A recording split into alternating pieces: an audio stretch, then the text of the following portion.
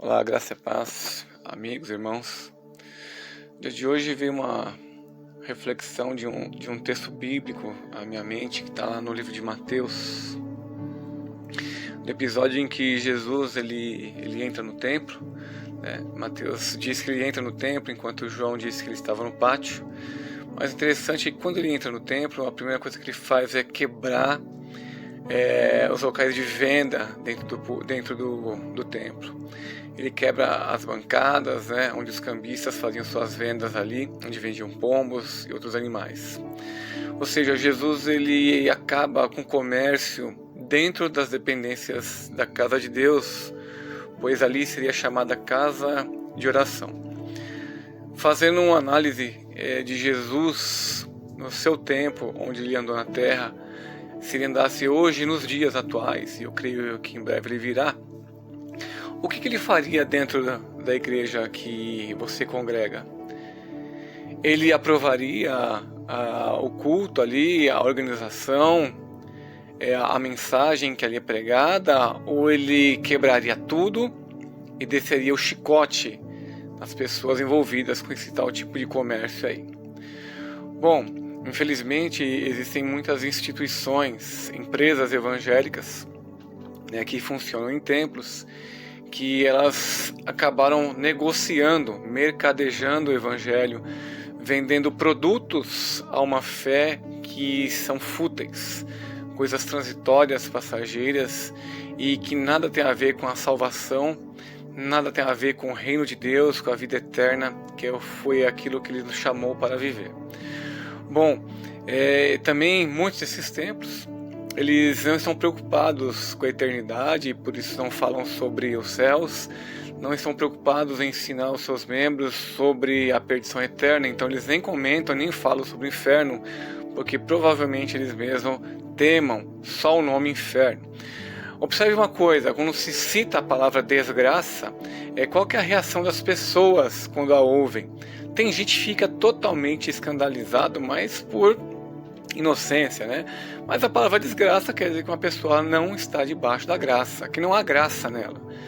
E isso mostra que as pessoas estão despreparadas para uma verdade. Uma coisa interessante é que Jesus, ele ama a sua igreja. Jesus, quando foi ao templo, a primeira coisa que ele se preocupou em fazer não foi destruir o templo, foi em purificar o templo. Nós somos o templo do Espírito Santo, em primeiro lugar. Ele deseja bater a nossa porta, que nós possamos abri-la, que ele possa entrar e fazer morada, ser conosco. Mas também existe o templo físico, o lugar de congregação, onde as pessoas se juntam. E este lugar também deve ser compatível à fé bíblica, à fé cristocêntrica, ou seja, um templo de verdade, onde Jesus se manifesta, onde Jesus opera, não pode ser um lugar de comércio, não pode ser um lugar de coach cristão, não pode ser um lugar onde a pessoa está vendendo promessas, vendendo sonhos, os quais não tem nada a ver com o cristianismo bíblico e autêntico. Então, tome muito cuidado aos lugares que você frequenta, que você congrega, porque muitas vezes a presença de Deus não está lá. Cristo reprovaria certamente e desceria o chicote. Então nós aguardamos a vinda do Senhor nos ares para o arrebatamento. Enquanto isso, o que nós temos feito com a nossa fé? Onde nós congregamos é um lugar puro? É um lugar imaculado? Certamente que existem erros, nós cometemos vários erros, várias falhas, mas não podemos deixar que o erro e que o mal façam morada nas coisas santas. Ou seja, o mal não pode habitar em mim e eu também não posso apoiar a prática do mal onde eu estiver. Então, uma igreja, ela é um lugar de comunhão com Deus, é um lugar de adoração, de quebrantar o coração, de ter um espírito contrito e quebrantado, é um lugar também de alegria do Espírito Santo. Ou seja, o outro evangelho que Paulo condena tem sido pregado em muitos lugares. Que não seja assim na sua igreja, na nossa igreja, mas que seja uma palavra viva, uma palavra penetrante que nos muda, que nos modifica e nos qualifica como servos de Cristo.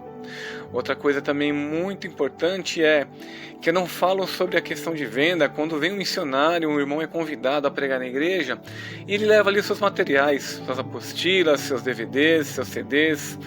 Não é esse tipo de venda, não é esse material que sustenta esse missionário. Outra coisa também é que o servo de Cristo que vive a pregar a obra, ele precisa ser amparado também financeiramente. Então não é errado que missionários, ao visitar pastores itinerantes, recebam uma oferta de amor, de generosidade da igreja, ok? Isso não é pecado, e nós devemos socorrer os santos nas suas necessidades, fazer o bem a todos, principalmente aos da família da fé. O que é muito errado é a venda e o comércio também dentro da igreja, é quando se contrata grandes cantores gospel, grandes pregadores do mundo gospel.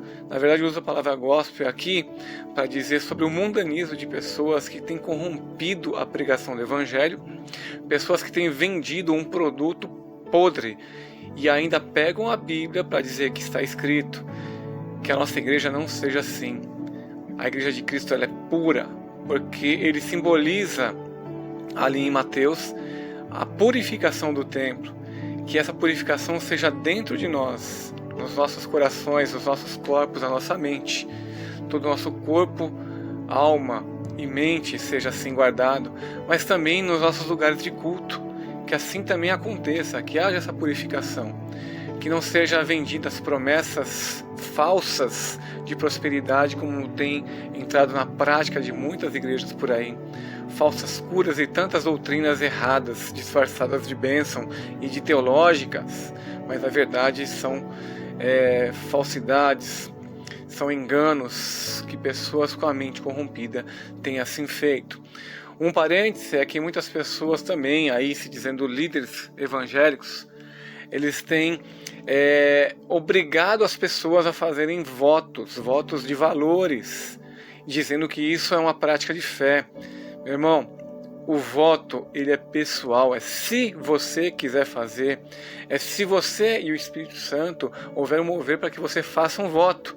Você não pode fazer voto porque alguém te mandou, alguém te pediu, alguém te obrigou, não. O voto, ele é pessoal e ele é intransferível. Uma vez que você vota, você tem que arcar com isso, você tem que cumpri-lo.